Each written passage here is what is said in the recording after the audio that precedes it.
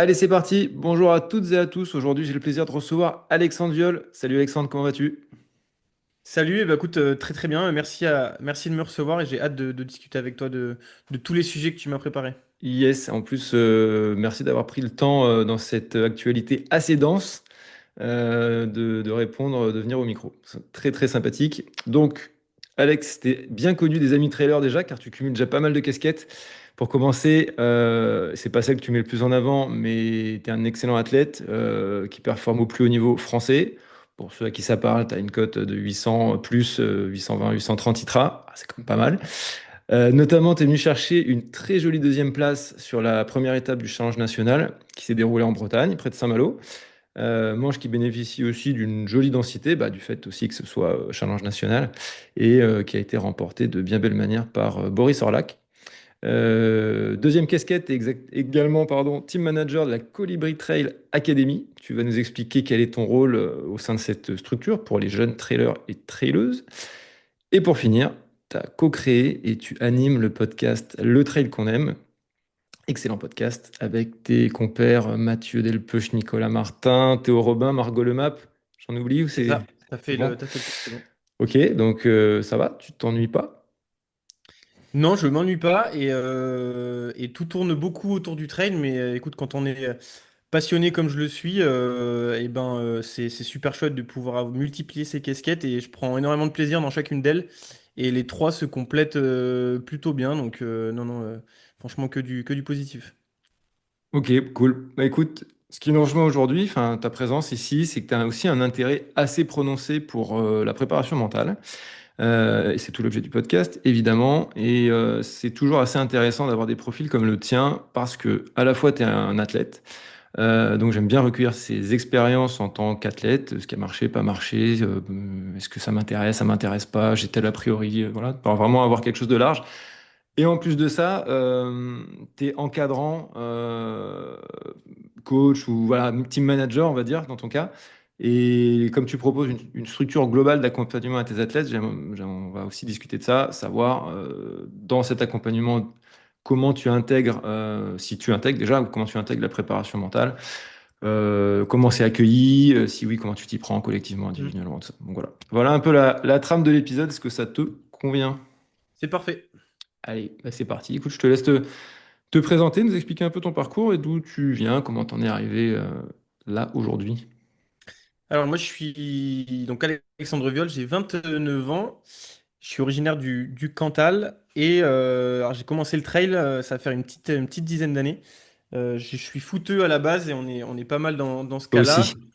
Et en fait, grande lassitude de ce sport, aussi bien de la répétition tous les ans de déplacements de qui sont souvent au même endroit.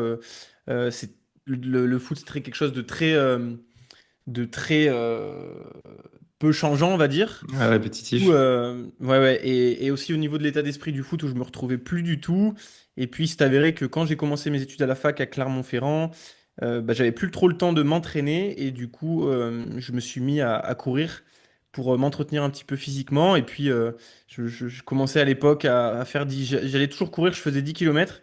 Puis à chaque fois, j'essayais d'améliorer mon temps. Tu vois, les trucs un peu bateaux que je pense pas Mm, mal de gens ont fait. absolument. Et en fait, j'avais une grande sœur qui a 3 ans de plus, qui elle faisait du trail et qui, quand je faisais du foot, moi, je comprenais pas, je m'y intéressais pas du tout. Et pourtant, elle avait fait plusieurs fois des 100 km, etc. Mais moi, ça me dépassait, je m'y intéressais pas du tout. Et puis quand il a fallu se mettre un peu plus à la course à pied, j'ai voulu tester la compétition. Et puis très vite, j'ai vraiment énormément adoré ce sport. Je suis quelqu'un de très compétitif et puis je me suis découvert une âme d'athlète qui, je crois, préfère les sports individuels. Alors qui adore l'émulation du collectif, mais par contre qui, en tant que pratiquant, préfère le sport individuel.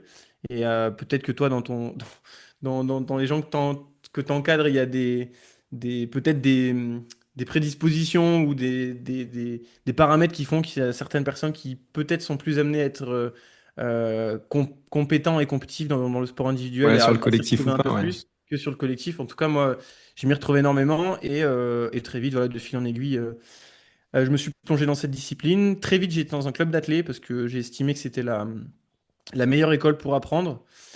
Donc à Clermont-Ferrand, et puis voilà, de fil en aiguille et d'expérience, j'ai décidé de déménager à Grenoble, à la montagne, pour mon master. Le choix du master a été fortement été influencé par la montagne, plus que par le contenu du master. Et voilà, ça m'a ouvert pas mal de portes, puisque en parallèle de mes études, j'avais commencé à écrire des petits articles sur une page Facebook, à faire des petits podcasts aussi. Et voilà, et du coup, j'ai atterri dans le trail au niveau professionnel par le journalisme, puisque j'ai bossé au début avec un magazine qui s'appelle Trail Endurance Mag, Ok, avec la lequel connais. j'écrivais des articles et aussi on faisait beaucoup de live terrain et de choses sur le terrain, donc ça m'a amené à rencontrer énormément de gens, Mhm. et ce qui m'a amené à rencontrer les gens qui m'ont permis d'aujourd'hui d'être team manager. Donc je sais pas si tu veux qu'on en parle maintenant, Oui, mais en gros, voilà. c'est vrai que ça fait comment dire, c'est une belle histoire en plus quand on la connaît, la Colibri Trail Academy. Mais enfin, ce qui a été Sidas Matrix avant Ouais. oui, bah vas-y, hein, tant que t'es lancé, tu peux nous faire un petit lien, un petit pont rapide. Ouais. Et donc voilà, bah, le trail, c'est un petit milieu, on rencontre assez vite du monde. Et juste pour la petite anecdote, moi, je suis passionné de journalisme avant tout. J'ai jamais rêvé d'être sportif professionnel ou d'être footballeur pro, etc. Moi, ce qui me faisait rêver, c'était regarder les matchs, mais écouter surtout les commentateurs sportifs. Et c'est vraiment un milieu qui me fascinait. Et donc, par ce biais du trail, qui, comme je le dis, est un milieu assez ouvert et qui permet de gravir les échelons assez rapidement. Donc j'ai commencé par le journalisme. Et puis les rencontres faisant et les opportunités arrivant, j'ai rencontré donc Thomas Janichon et Simon Gosselin, qui sont à l'origine donc du Team Sidas Matrix, qui à l'époque s'appelait juste le Team Matrix, mais que les gens connaissent beaucoup sous le nom de Team Sidas Matrix, puisque c'est sous cette appellation-là que les athlètes ont énormément performé. Et en fait, il y a 3 ans, Thomas a eu l'idée de créer une académie, donc en gros un centre de formation pour le team Sidas Matrix, puisque les athlètes qui étaient dans le team avaient énormément progressé et commençaient à devenir des athlètes qu'on peut appeler athlètes élites et avaient commençaient à avoir un statut de semi-pro. Et du coup, pour continuer à avoir cette partie formation, Thomas a décidé de créer une académie et il m'a recruté pour devenir team manager de cette académie, puisque ça demandait beaucoup de travail et lui voulait se focaliser sur la partie athlète élite. Donc il a décidé de me recruter sur la partie académie. Donc on a co-créé ensemble cette partie-là et axé sur fondé sur le même système, donc avec un staff de prestataires que sont un entraîneur. Donc à l'époque, quand on a créé l'académie, moi j'avais uniquement un entraîneur avec moi. Et puis très vite, on a construit un staff un peu plus important. Et aujourd'hui, pour tout te dire, on en parlera un peu plus précisément après, mais moi maintenant dans mon staff, j'ai une nutritionniste, j'ai un médecin, j'ai un kiné préparateur physique et j'ai une responsable communication. Et ça, donc c'est chaque année, on a ajouté des petites touches de compétences pour pouvoir permettre aux athlètes d'avoir des leviers activés en fonction de leurs besoins. Et voilà, donc on est vraiment un centre de formation, donc axé sur la formation des jeunes, où l'idée c'est de les prendre à partir de juniors et puis de les garder quelques années et de les faire un maximum progresser pour qu'ensuite ils puissent eh ben, un peu voler de leurs propres ailes et puis trouver des projets à la hauteur de leur talent. Et c'est un petit peu la transition que peut-être tous les gens n'ont pas tout de suite compris, c'est que du coup le team Silas Matrix au niveau élite s'est arrêté à la fin de l'année dernière, puisque Thomas, qui était encore team manager, a décidé d'arrêter. Voilà, c'était une fin de cycle, aussi bien pour lui que pour les athlètes, puisque pour ceux qui ne le sauraient pas, mais les athlètes qui faisaient partie du team à ce moment-là, il y avait Simon Pacard, Baptiste Chassane qui est parti l'année d'avant, Mhm. Lucie Germain, Anthony Felbert, pour ne citer que. Donc Ouais, des athlètes. Benjamin Robiol aussi, non? Et Benjamin, ouais, Benjamin est resté qu'un an, mais les exemples assez marquants, Oui. c'est plutôt Simon, Lucille, Baptiste et Anthony, qui eux sont restés entre 5 et 6 ans dans la structure, donc ce qui est assez fou. Et en fait, ils ont fait toute leur classe au sein de la structure, et aujourd'hui, c'est des athlètes qui sont confirmés, qui sont professionnels et qui s'épanouissent dans leur pratique. Donc Donc c'est super chouette. Et donc, du fait de son arrêt à Thomas, une question s'est posée, qu'est-ce qu'on fait? Est-ce qu'on reste sur un fonctionnement avec un team élite, un centre de formation? Ou est-ce que, vu que c'est moi qui reprends, c'est à moi qui l'a proposé de reprendre, est-ce qu'on reste juste sur un fonctionnement académie? Et comme moi, c'est ce que j'aime vraiment faire et là où je pense qu'on a une vraie valeur ajoutée par rapport aux teams internationaux ou aux teams d'équipementiers un peu plus classiques, qui ben, ont du mal à créer en interne ce type de système, je me suis dit, OK, ben, on mise tout sur la formation et voilà, on mise sur ce créneau-là que peu de marques font finalement. Et on est très content parce que ça fonctionne très bien. On a pas mal d'athlètes qui ont très très bien performé cette année, des athlètes qui progressent énormément.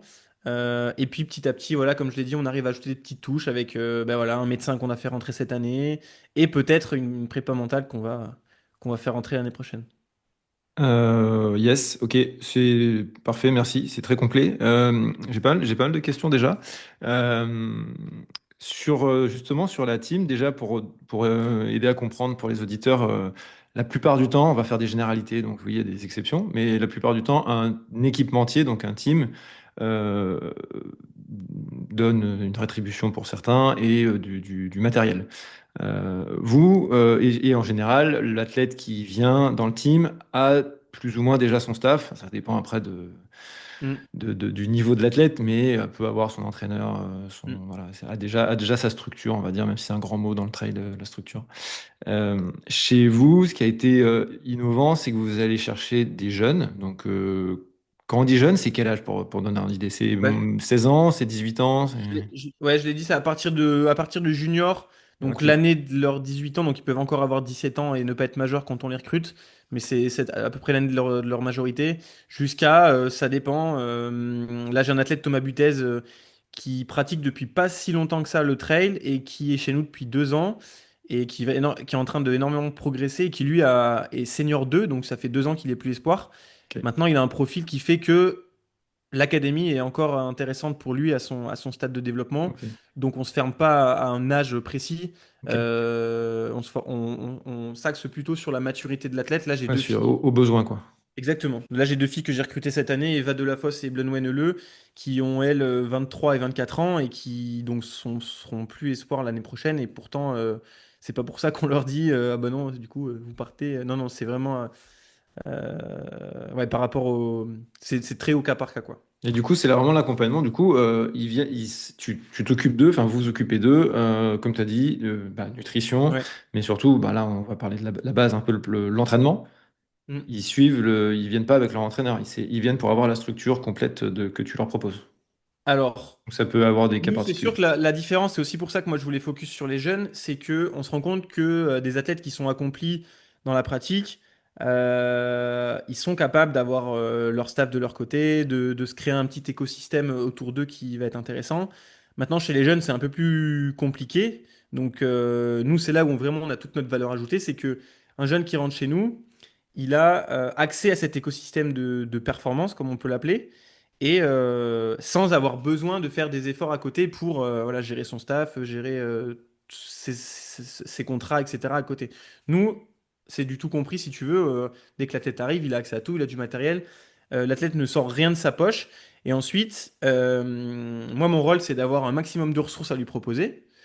Et en fonction de ses besoins, eh ben, on active telle ou telle ressource. Typiquement, un athlète qui a énormément besoin d'aide sur la nutrition, et ben, du coup, il va avoir accès à la nutritionniste.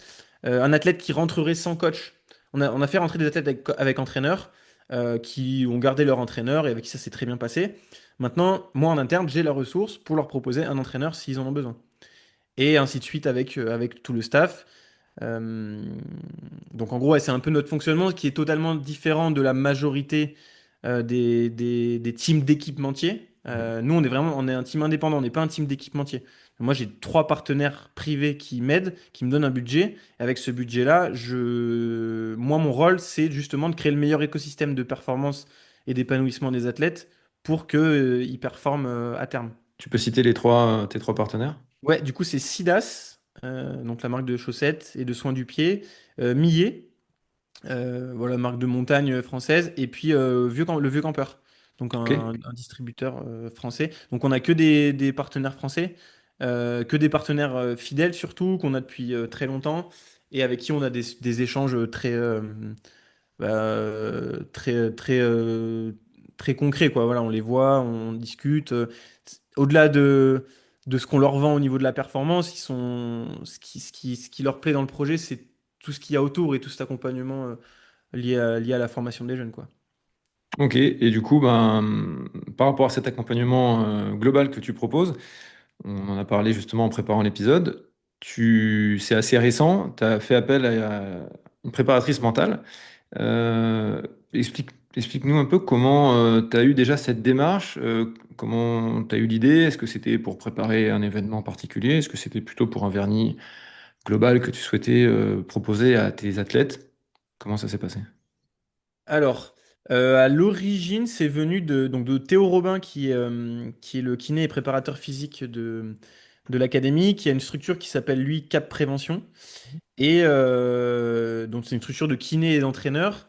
Et dans cette structure-là, il a fait rentrer donc, une fille qui s'appelle Clémence Marquis Delorme, et qui a la double casquette, donc kiné et préparatrice mentale.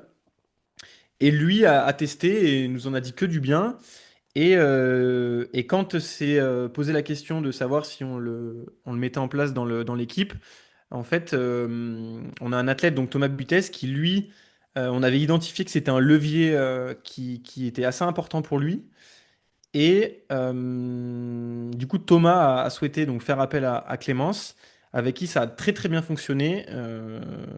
Parce que bah, déjà cette année, il fait podium aux France de trail, et puis s'est qualifié au championnat du monde de trail là, qui ont lieu en Espagne il n'y a pas longtemps. Et donc humainement et aussi sur le papier, ça a très très bien fonctionné avec Clémence. Donc moi, je me suis dit, ça peut être intéressant, comme nous, on organise des stages tout au long de l'année, notamment un stage estival qu'on a fait fin juillet d'une semaine. Où là, l'idée, c'est de faire un gros bloc d'entraînement, mais aussi bien sûr, de partager des moments conviviaux, de souder le groupe, et aussi d'essayer de faire venir des personnes qui pourraient apporter leur regard sur certaines choses. Et donc, j'ai décidé de faire venir Clémence, dans le but déjà qu'elle présente un petit peu la préparation mentale aux athlètes, parce que personne n'en faisait à part Thomas. Et j'avais au fond de moi l'envie que ça fasse un petit déclic chez eux Ok. et de me dire que, alors on en reparlera peut-être plus tard aussi, moi c'est quelque chose que j'ai jamais mis en place pour moi. Par contre, je sais très bien que ça peut fonctionner et qu'il y a des profils seront plus à même d'être répondants à ça. Et je pense que chez les jeunes, c'est un levier qui peut être super important. Pas forcément le levier à mettre en priorité, quoique, ça peut se questionner. Mais en tout cas, je trouvais ça intéressant de la faire venir pour potentiellement créer le déclic chez eux. Je voulais pas que ça vienne de nous et du staff et qu'on leur dise, écoutez, là, toi, tu as besoin de prépa mentale, faut que tu fasses de la prépa mentale. L'idée, c'est que ça vienne d'eux et que ce soit eux qui soient en demande de ça. Et du coup, la grosse surprise qu'on a eue, c'est que à la fin du stage, en fait, donc Clémence est restée 2 jours. Elle a fait une présentation avec eux et elle a fait des petits entretiens individuels avec chacun. Et en fait, à la fin de la semaine, tout le monde nous a dit, OK, on a envie de faire de la prépa mentale. Et Ok. donc, Impressionnant. ouais, ouais, ouais, franchement, bah, elle a été vraiment top. Et dans son discours, humainement, c'est une passionnée aussi. Elle pratique du trail, enfin, elle pratique le trail, etc. Donc, moi, je fonctionne beaucoup aussi au feeling. J'attache beaucoup d'importance, bien sûr, à la compétence de la personne, mais aussi énormément au feeling qu'on peut avoir sur le plan humain, parce qu'on va être amené à beaucoup se voir sur les déplacements, sur les stages notamment. Donc, l'idée, c'est que les athlètes s'entendent bien, le staff s'entende bien, et que le staff et les athlètes s'entendent bien. Et donc, ça, c'est toute une chose. Ça, c'est un de mes rôles dans la structure. Et donc, super content d'avoir fait venir Clémence. Et donc là, on est en train de voir pour trouver un fonctionnement pour qu'elle puisse éventuellement intégrer le staff l'année prochaine avec nous. Ouais, c'est ce que j'allais dire. Maintenant que comment donc tu as eu un retour hyper positif, ce que tu viens de dire, de tes athlètes. Euh, est-ce qu'il y a eu, c'était quoi les sujets alors que tu avais identifié peut-être ou qui ont été identifiés par les athlètes eux-mêmes, je sais pas, les sujets principaux, c'est type gestion du stress, manque de concentration, la confiance en soi. Il y avait des grands sujets qui revenaient un petit peu? Ou c'était très Hum, très disparate? Ben, c'est très au cas par cas selon certains. On en a un qui a beaucoup de mal à gérer son stress, à gérer le stress quand il est sur ses gros objectifs. Euh, un autre qui avait du mal à être dans un mood de compétition contre les autres, Hum. en restant dans un modèle sain, mais à se dire, ok, bah là, en fait, je peux aller chercher plus loin parce que en ayant des petites motivations un peu plus extrinsèques et de se dire, ok, ça reste une compétition, j'ai un dossard et chaque place peut compter, quoi. Ouais, le but, Donc c'est de ça, c'est battre les autres quand même. le but, bah, ça reste de battre les autres, bien sûr. Et après, si t'as plus fort, bah, à la fin, tu lui serres la main et puis c'est comme ça. Ouais, Et voilà. ok. Bah, bien sûr, du manque de confiance en soi, ça c'est quelque chose qu'on retrouve assez souvent chez les jeunes, notamment chez les filles, un peu plus, mais pas que. Donc voilà, toutes ces petites choses qui sont, je pense, hyper intéressantes Ok. à réfléchir. Et surtout, ce qui est intéressant, je trouve, c'est d'amener la réflexion aux athlètes et que ce soit encore une fois eux qui fassent la démarche et qui se posent les questions et ensuite d'avoir la ressource, donc potentiellement Clémence, qui soit capable de répondre à leurs questions. Ça, c'est vraiment quand même la base, quoi.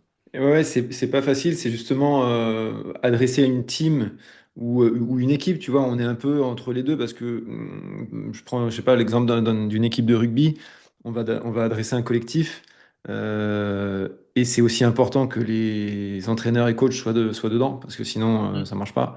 Mais on adresse un collectif et ensuite individuellement, il y a chacun à travailler des choses différentes, comme tu viens de le dire, c'est pour ça que je te posais la question.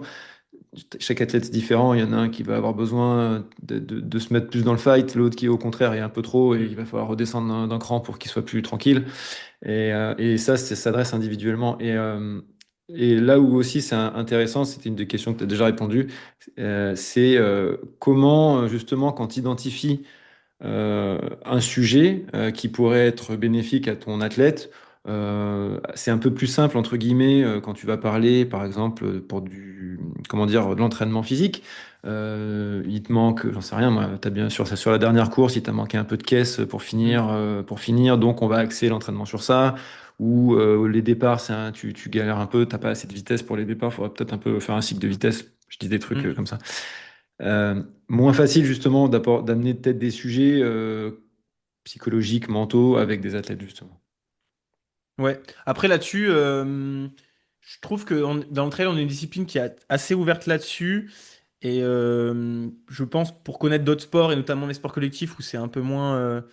bah, du fait peut-être de ce collectif-là, où on se repose énormément dessus. Et en fait, parfois, on oublie un petit peu les individualités.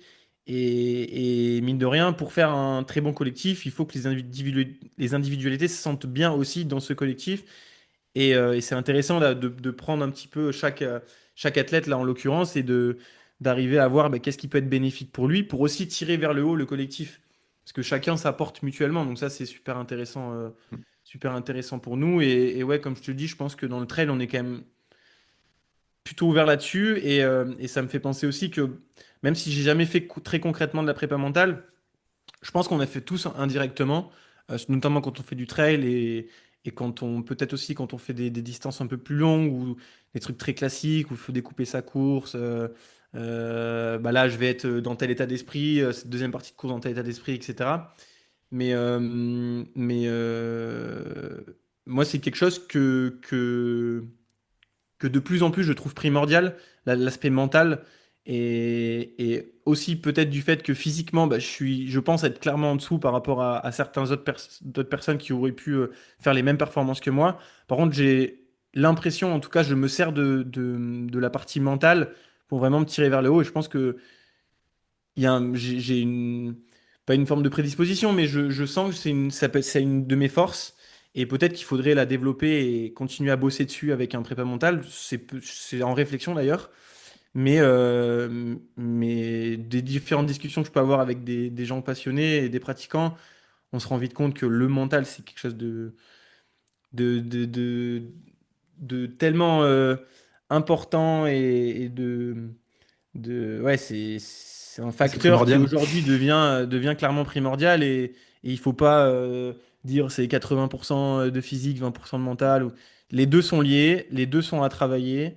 Et pour être un très bon athlète ou en tout cas être quelqu'un d'épanoui dans sa pratique, je pense que c'est super intéressant de bosser sur les deux et de se questionner. Et la question un peu basique de pourquoi on court, en Mm. fait, quand on est sur un trail long et qu'on est à 10 bornes de la fin et qu'on n'en peut plus et qu'on a mal partout, bah, en fait, c'est savoir pourquoi on est là et qu'est-ce qui va faire qu'on va aller au bout. Et ça, c'est quelque chose sur lesquels j'essaye de travailler, de trouver un peu ces ressources mentales en interne pour vraiment donner encore plus de sens à ma pratique et au pourquoi je fais ça, quoi.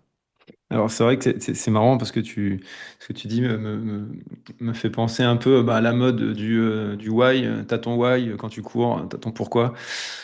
C'est devenu vraiment bah, la mode. Alors aussi, je suis un exemple. Hein, la préparation mentale, on en parle de plus en plus et un peu tout le monde y va de sa petite phrase et de son truc.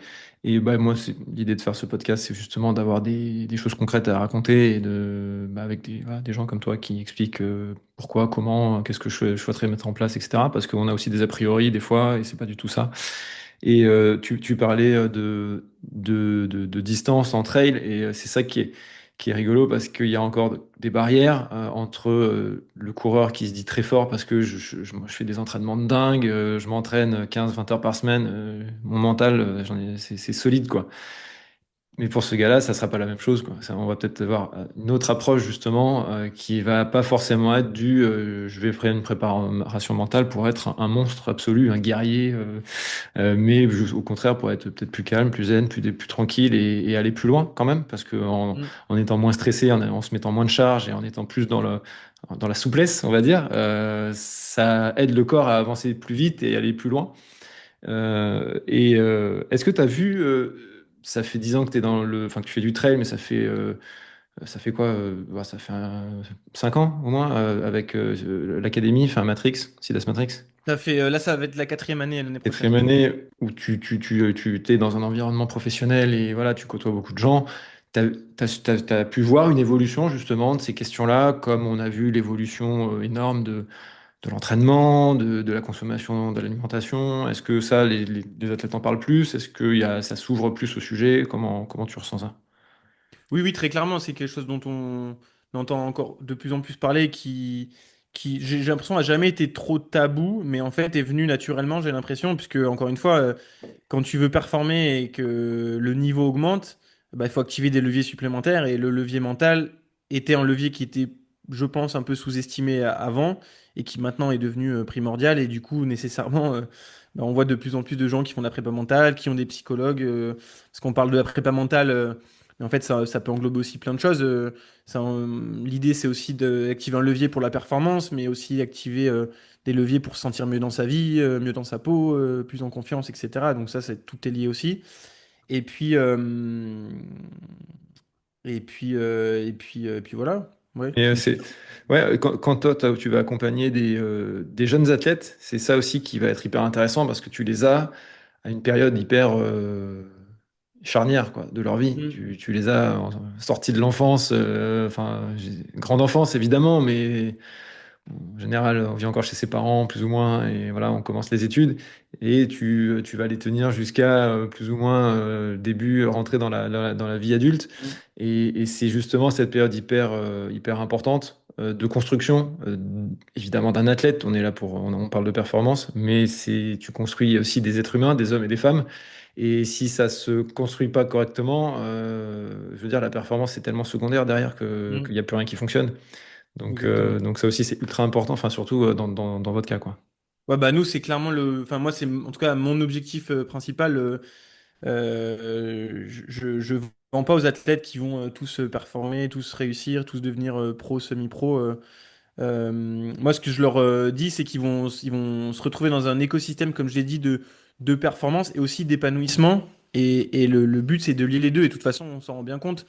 Un athlète qui n'est pas épanoui dans sa pratique ou dans sa vie, alors il va peut-être performer pendant quelques années, mais sur le très long terme, il y a peu de chances que ça dure. Donc moi, dans mon choix de recrutement, par exemple, il y a la performance à court terme compte parce que forcément, on les recrute sur des performances qu'ils ont réalisées à l'instant T. Mais maintenant, c'est c'est qu'est-ce que tu veux faire à moyen et long terme. Euh, et un athlète qui me dira, qui pourrait être très très fort, mais qui me dira, bah, ouais, moi je fais 2 3 ans à bloc et puis après j'arrête. Moi, c'est pas trop ma philosophie et je préfère prendre un athlète avec, qui va vraiment falloir façonner, qui va être attentif, qui va être à l'écoute, qui va vouloir chaque année activer un levier supplémentaire, prendre son temps et me dire bah, dans 10 ans, je veux gagner telle course. Ça m'attire beaucoup plus et je trouve que c'est une pratique beaucoup plus saine. Et en tout cas, nous, c'est ce qu'on essaye de défendre avec nos athlètes, c'est de, de prendre le temps et que ce qui compte, c'est pas que la performance, que les résultats, c'est aussi euh, bah, à quel point on aime notre pratique, à quel point on aime être dehors, à quel point s'il n'y avait plus de compétition demain, est-ce que tu continuerais à t'entraîner, à aller t'amuser en montagne? Et en fait, de ces critères-là, on en tire des profils un peu, des profils qui se ressemblent dans leur pratique. Donc ça, c'est hyper intéressant pour souder le groupe. Mm. Maintenant, l'idée, c'est aussi d'avoir des gens qui ont leurs particularités, leur caractère, et faire une belle mayonnaise avec tout ça, et que chacun se tire vers le haut, et qu'à la fin, si un athlète doit ou veut quitter la structure au bout de 1 2 3 4 ans, et ben en fait, qu'il soit devenu, j'aime pas trop l'expression, mais une meilleure personne que quand il est, entre guillemets, ou une Ouais, personne plus en tout mûr. cas, ouais, voilà, on va dire, mais qui est une personne qui est sereine dans sa vie, ouais, et puis qui a bien grandi avec nous. Et moi, ma meilleure réussite, c'est de les retrouver dans quelques années et de se dire, de les voir réussir, quel que soit est-ce que c'est dans la pratique ou est-ce que c'est dans un autre métier, tant qu'ils sont, euh, voilà, épanouis dans ce qu'ils font, moi, c'est tout ce qui m'intéresse. Ouais, c'est vrai qu'en t'entendant avoir un discours comme ça, on comprend aussi assez vite que tu as une appétence pour la préparation mentale, parce qu'encore une fois, on entend le terme est peut-être, il faudrait trouver autre chose, un autre mot, mais préparation mentale, on a l'impression qu'on va s'occuper que de la course, il va falloir que tu fasses ça, ça, ça pendant la course et tout, et au contre, c'est beaucoup plus large, et en l'occurrence, quand tu es dans une construction de carrière, même jeune ou moins jeune, construction de vie, construction de carrière, c'est aussi des questions que j'imagine qui vont avoir à se poser avec toi et le coach, la préparatrice mentale, de construire tranquillement une carrière en se focalisant sur soi, en se focalisant sur ses besoins à soi et sur son envie perso, parce que bah, aujourd'hui, il y a beaucoup d'informations entrantes de partout, dans tous les canaux, et on peut très vite avoir des envies qui sont des envies qui valent ce qu'elles valent, mais qui peuvent être très influencées par l'extérieur, etc. Et pas forcément qui collent à sa personnalité, qui collent pas forcément à son train de vie. Moi, là, je pense plus à des amateurs, tu vois, qui vont que je vais avoir et qui veulent préparer une diag en habitant en Bretagne En ayant et 3 enfants et en bossant à 40 heures semaine. absolument et en bossant au champ en tant que voilà en tant qu'ouvrier agricole avec le dos fracassé à la fin de la journée et qui a 53 ans, tu vois, et qui a commencé le trail il y a 4 ans. Donc voilà, et ça c'est hyper important aussi, justement, dès le plus jeune âge, de savoir Mm. se questionner comme ça pour construire une carrière normale, logique pour soi. Parce que, encore une fois, moi je dis pas, tu sais, il faut faire du court quand t'es petit, quand t'es jeune, Non, et bien du long sûr. quand t'es vieux. On s'en fout. Il faut faire ce qu'il faut au moment où tu as envie de le faire. Et puis, ça aide aussi à ça, quoi. Clairement. Ouais, et puis ça, enfin, le but, on est un peu matraqué par ça avec notre société actuelle, mais de pas céder au, au court-termisme et à la beauté supposée de ce court-termisme-là, parce qu'en fait, on se rend vite compte que derrière, ben, soit on dégoûte des athlètes, soit ils se blessent, soit ils sont mal dans leur peau, soit... Donc en fait, c'est dur, et ça, c'est un vrai discours, je pense, là encore une fois, que c'est important de l'avoir dès le plus jeune âge. Et moi, c'est ce que je me suis appliqué à moi, au final, c'est de se dire, la course à pied, c'est un sport long terme, et quel que soit le niveau, qu'on veuille... qu'on soit élite, amateur, qu'on va être pro, semi-pro, je pense qu'on se retrouve toutes et tous là-dedans. C'est pour ça que moi, j'aime pas du tout confronter les motivations et le sens de la pratique des élites ou des amateurs. En fait, on est tous pareils, sauf qu'il y en a qui courent plus vite que d'autres, c'est tout, en fait. C'est clair. C'est clair. Et au Et contraire, les amateurs passent plus de temps à souffrir parce que bah, ça prend plus de temps à ouais, finir. ouais. Mais du coup, voilà, ce court-termisme-là qui n'est jamais Ouais. bénéfique dans tout au final, voilà, penser long terme. Et ça, c'est vraiment un truc que j'essaye de me marteler à moi déjà et puis de leur expliquer aussi. Ah ouais, là, j'en ai encore parlé il n'y a pas si longtemps que ça là, en préparant un podcast sur la société qui pousse un peu à la formule magique toujours. On est en quête de la solution magique, la solution miracle, de ce qui peut aller très vite, très bien, et de pas forcément prendre le temps de processer des choses naturelles. Enfin bref. Oui, puis ça, nous, on y est confronté un petit peu avec le système des marques et des teams et des athlètes. C'est que c'est aussi pour ça que je voulais maintenir le projet jeune, c'est qu'en fait on donne du temps et on laisse du temps aux jeunes de se développer, ce qui est un peu moins le cas quand on est dans un gros team, même s'il y a des marques qui font très bien la chose, qui gardent les athlètes plusieurs années, etc. Mais on se rend compte qu'on rentre un peu de plus en plus dans le je te prends, je te jette, je te prends, je te jette, Ouais, il faut des résultats, quoi. plus facilement qu'avant peut-être. Donc voilà, en tout cas moi c'est mon parti pris avec Hmm. l'académie, prendre le temps, miser sur la jeunesse et puis Yes. voilà. Tu en parlais aussi un petit peu, on va gentiment se diriger vers la fin de l'épisode et tu parlais justement de toi, ton intérêt personnel pour la préparation mentale. Donc tu as commencé un petit peu à nous en parler, mais du coup tu nous as dit, enfin tu disais, tu penses en tout cas que ton mental c'est ce qui fait que tu performes, tu penses performer un petit peu mieux que certains niveaux peut-être physio des autres parce que ton Mm. mental prend un peu le pas là-dessus. Qu'est-ce que tu penses que peut t'apporter du coup, ta préparation mentale? Qu'est-ce qui t'attire là-dedans? Bah là je suis dans une dynamique où je commence à faire des distances un peu plus longues et en fait j'ai l'impression que plus c'est long et plus il y a de paramètres qui rentrent en jeu, mais et plus la gestion du mental elle peut être compliquée. Et en fait, on rentre un peu dans une dimension où le long, bah, c'est plus vraiment faire la course C'est moins le contre les autres. physio et plus le mental, tu Ouais, penses? exactement. Et je sais que jouer une place, jouer un chrono, c'est quelque chose que, en fait, j'ai énormément de motivation extrinsèque qui me servent sur la course. Par contre, je me rends compte que sur des distances longues, ou alors bah, notamment les motivations, c'est principalement le chrono et la place. Et en fait, dès que ces deux choses-là sont plus là, et ben en fait, j'ai beaucoup, beaucoup de mal à me recentrer sur ce qui peut être important. Et D'accord. du coup, typiquement, bah, je pense que ce serait très clairement un truc sur lequel travailler à terme, parce que voilà, encore une fois, je me dirige vers des distances un peu plus longues, notamment à 100 km donc j'ai mis 10 ans à 10 ans on disait penser long terme. Bon, là, c'était mon parti pris de me dire j'augmente petit à petit les distances. Et donc voilà, au bout de 10 ans, je vais faire mon premier 100 km l'année prochaine.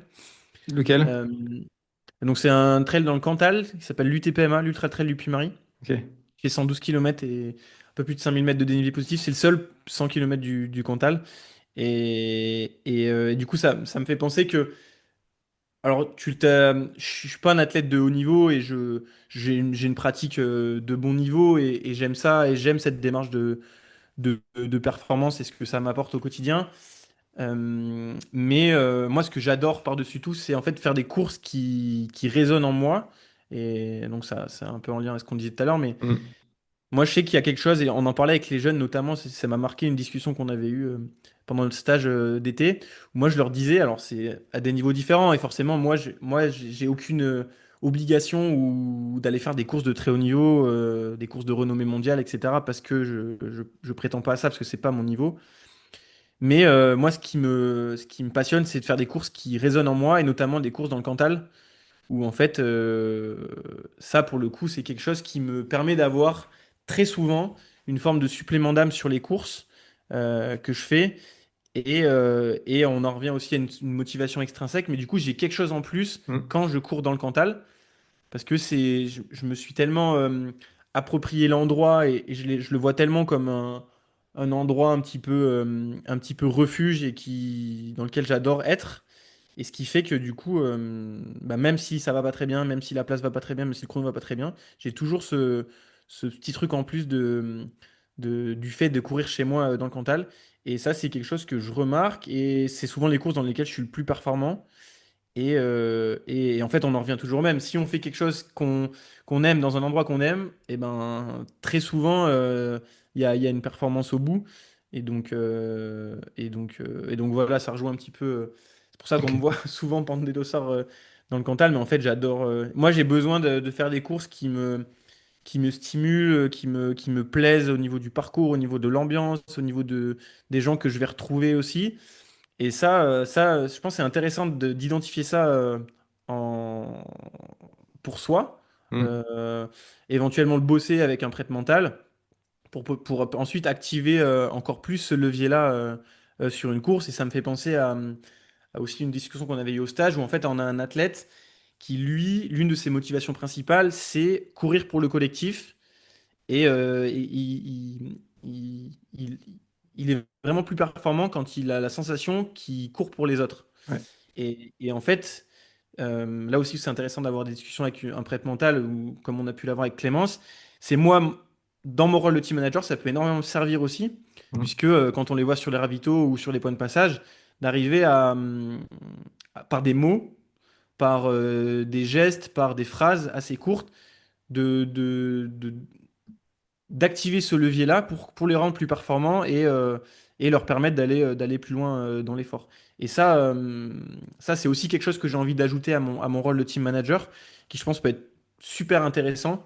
Euh, Parce que voilà, les athlètes, en fonction de qui on est, de ce qu'on représente dans la structure, ils n'ont pas la même perception des mots qu'on va leur donner. Et je sais que moi, c'est un rôle que j'aimerais avoir, de pouvoir être capable d'activer ce levier mental-là par des mots, et Hmm. ça, c'est quelque chose voilà, qui est un petit levier, moi, que j'aimerais activer et qui potentiellement, du fait de bosser avec un prep mental, pourrait aussi m'aider à ce niveau-là, quoi. Ouais, complètement. Ça me fait penser, tu parlais justement de cette cohésion d'équipe.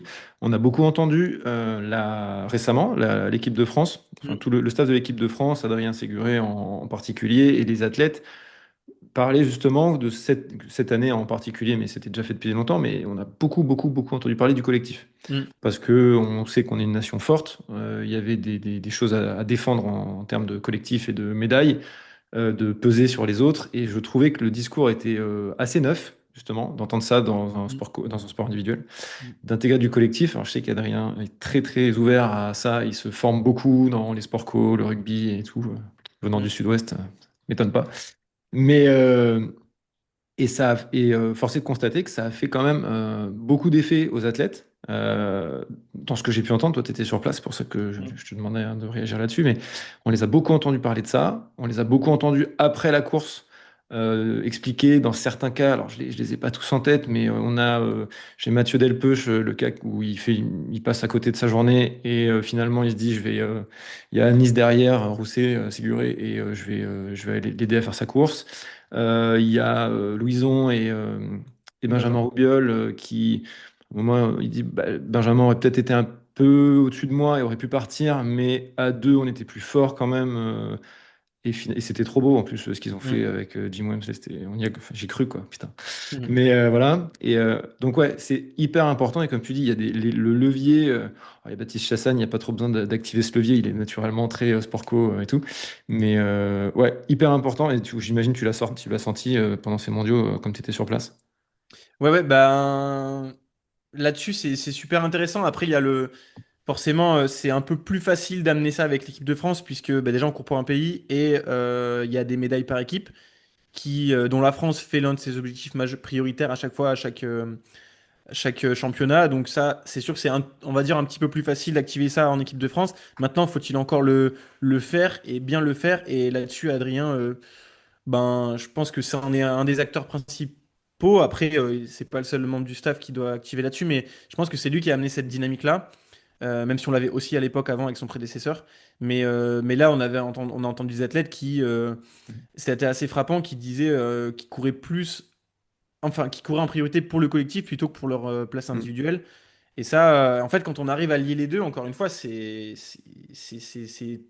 tout bénéfique. Et moi, je suis vraiment un partisan du collectif, mais du coup, que chaque individualité se retrouve dans ce collectif-là. Je pense qu'encore une fois, comme j'ai dit au début, il faut pas oublier les individualités dans ce collectif et pas juste dire oui, le collectif, enfin le collectif c'est super, Mm. mais le collectif c'est une somme d'individualité. Mm. Et encore une fois, là aussi où je pense qu'Adrien est plutôt bon, c'est dans le fait d'arriver à concerner tout le monde, que tu sois, tu vois, un Mathieu qui a fait cinquième au France, qui était clairement pas un des tout meilleurs sur le papier. Et ben en fait, c'est comment tu arrives à concerner ces gens-là. Les gens très forts, c'est facile de les concerner, mais les gens un petit peu moins forts pourraient se sentir un peu moins concernés par tout ça, bah, c'est comment tu arrives à les concerner. Et là-dessus, des échos que j'ai eus, Adrien était très bon pour ça. Et en fait, bah, encore une fois, si tu intègres tout le monde, tu concernes tout le monde et que les 5 ou 6 individualités qui fondent le collectif sont, ben, encore une fois, je répète, mais se sentent tous concernés Mm. et sentent qu'ils peuvent avoir de l'influence et du poids sur le collectif, et ben, c'est tout bénéfique, quoi. Mais je pense que justement, tu l'as très bien dit, c'est le fait d'avoir ces championnats, tu cours pour ton pays, et en plus, il y a des médailles collectives à aller chercher. Donc évidemment, enfin, encore faut-il avoir le discours pour, mais voilà, tu as déjà la carotte au bout qui peut t'aider. Euh, un peu plus délicat à mettre en place, tu nous diras si Ouais, tu as réussi à mettre ça en place au sein de ton ben, team. nous, on essaye, à la grande différence aussi d'un team d'équipementiers, bah, nous, on a créé en fait alors c'est pas moi, mais c'est Thomas et Simon à l'origine qui ont créé un logo, donc un petit colibri. Et en fait, moi aussi, quand la question s'est posée de reprendre uniquement le projet Académie, moi, je voulais absolument que le colibri soit dans le nom. Et en fait, du coup, le colibri, on l'a dans le nom et on l'a sur le logo, donc c'est une emblème. Et c'est là aussi où les sport co, c'est aussi pour ça que les sport co arrivent aussi bien à, à créer Du lien du, fédéré? Non? du lien avec leurs employeurs, entre guillemets. Un club de foot, tu, tu, tu, tu joues pas pour ton président ou ce que tu veux, tu joues pour ton équipe, pour ton Mm. emblème, pour ton maillot. Et les équipes qui arrivent à créer du lien avec ça sont aussi des équipes qui s'en sortent très bien. Et donc, nous, c'était un peu l'objectif, et c'était l'objectif de Thomas à l'origine, de courir aussi pour un maillot, pour une emblème. Et ça aussi, c'est quelque chose que j'essaie de pousser, que je pense je pourrais activer encore un peu plus. Mais voilà, il n'y a rien de plus beau et de plus fort que de se dire qu'on court pour un maillot et pour une emblème et qu'on est plusieurs à courir pour ça et à tout faire pour que ce maillot soit porté le plus haut possible, quoi. Mais comme tu disais, je ne sais plus qui j'ai entendu dire ça, c'est que chaque personne soit, en parlant d'équipe de France, chaque personne est valorisée, en fait, trouve une valeur dans l'équipe. Et il disait, la personne que j'entendais parler disait, bah, il y a forcément, il y a des piliers de l'équipe, tu vois. Enfin, quand tu as Thomas Cardin, Bien sûr. tu sais que c'est pas un faire-valoir, euh, etc.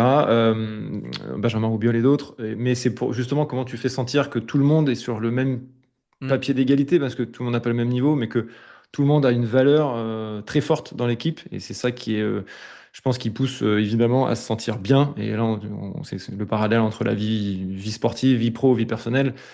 À partir du moment où tu sens que tu as une valeur dans le collectif, donc, ou dans ton village, ou peu importe où, tu es forcément bien. Enfin, forcément non, mais tu es mieux. Et ça apporte un supplément d'âme, c'est clair.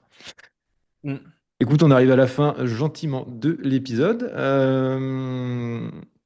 La fin de saison, tu nous en as parlé. Bah alors, tu nous as déjà dit la suite, donc on aura hâte de voir pour la team ce que ça va donner avec la potentielle intégration de la prep mentale. J'aurais vraiment beaucoup de plaisir à apprendre tes retours dans un an, voir comment ça s'est passé.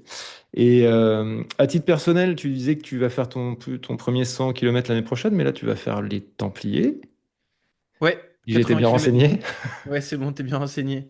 90 km de pied, ouais, pour la première fois. Tu fais 80, d'accord. J'avais un doute avec l'endurance. Ouais, ouais. Et comme je te disais un peu plus tôt, moi, ce que j'aime bien, c'est quand je fais pour la première fois une distance comme ça, je vais être sûr que je vais pouvoir y performer à mon niveau. Et c'est pour ça que j'ai énormément attendu avant de faire cette course qui me fait rêver depuis des années. C'est un événement sur lequel je vais depuis, ouais, quasiment depuis que je fais du trail. J'ai fait énormément de formats là-bas, je suis monté crescendo et là, enfin cette année le 80, donc j'ai une hâte immense d'être au départ et je pense que ce supplément d'âme de s'être un peu frustré aussi pendant des années va s'activer quand ça va devenir dur et de se dire ok mais là t'es sur une course qui te fait rêver depuis des années donc c'est pas si mal de se frustrer parfois un petit peu et d'attendre et d'être patient. J'en ai reparlé il n'y a pas longtemps et ça me fait penser à c'est Mathieu Blanchard qui disait ça cette année à l'UTMB où on lui disait pourquoi tu cours pas? Il disait bah, je voulais me frustrer justement. J'ai fait l'UTMB depuis plusieurs années d'affilée. Il disait j'avais besoin de me frustrer et là ça a bien marché. Et C'est trop important. il était très frustré pour l'année prochaine. Allez, la dernière petite question, si tu as quelqu'un à me recommander pour prendre ta place au micro, une façon de parler vu qu'on est en visio, mais Ouais, bah, je pense que ça pourrait être super intéressant dans la continuité de ce qu'on s'est dit de recevoir Clémence, du coup, Clémence Marquis Delorme, carrément. euh, donc on l'a dit que j'ai fait intervenir cet été sur le stage et qui a bossé avec Thomas Butez et qui l'a énormément aidé à progresser. Donc je pense que ça serait super intéressant de l'avoir, ouais. Parce qu'elle bosse aussi avec la Fédé de biathlon. Ah Alors là, yes, plus sur la partie kiné, ok. mais ça a une double casquette qui est super intéressante. Ah ouais, carrément. Ok, Donc, ouais, Clémence, je te yes, donnerai son top. contact. Top, bah merci, merci beaucoup. Écoute, c'est la fin de l'épisode. Je te remercie d'avoir répondu aux questions. Je te remercie d'avoir pris le temps d'être là avec nous aujourd'hui. On va suivre la suite de ta saison, enfin la fin de la saison avec grand intérêt. Et puis tu me diras où est-ce qu'on peut te retrouver, où est-ce qu'on, bon, les réseaux, j'imagine, classique. La Colibri Trail Academy, vous avez une page, vous avez quelque Ouais. chose? Alors, l'académie Instagram, Colibri Trail Academy, moi Instagram aussi, et puis sinon je suis pas mal sur LinkedIn, j'essaye un petit peu de... J'avais fait un post récemment sur justement trouver les bons mots pendant une course pour les jeunes, donc voilà, je me questionne un petit peu, donc ton podcast tombe assez bien finalement, puisque ça arrive dans un moment où je me questionne beaucoup sur la prépa mentale, donc c'est assez rigolo, il n'y a pas de hasard dans la vie. Pas de hasard. Et puis voilà, faut pas hésiter à me contacter s'il y a des questions, des envies, des besoins. Moi, j'aime beaucoup échanger et discuter avec les gens. Donc, et même si les gens nous croisent sur des événements ou même au Templier, faut pas hésiter. Je me ferai un plaisir de discuter. Eh ben c'est cool. Merci, merci Alex. Je te souhaite une bonne fin de journée Merci beaucoup, et à la Pierre. prochaine. Ouais, à bientôt. Ciao. Salut, ciao.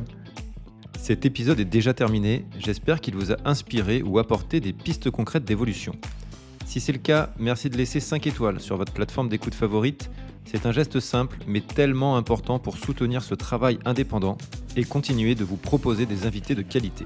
Si vous souhaitez aller plus loin et optimiser votre préparation mentale, contactez-moi directement via mes différents canaux. Le premier entretien découverte est gratuit. Pour suivre mon actualité, je vous donne rendez-vous sur Instagram et LinkedIn. À la semaine prochaine dans un prochain épisode d'Ultra Mental.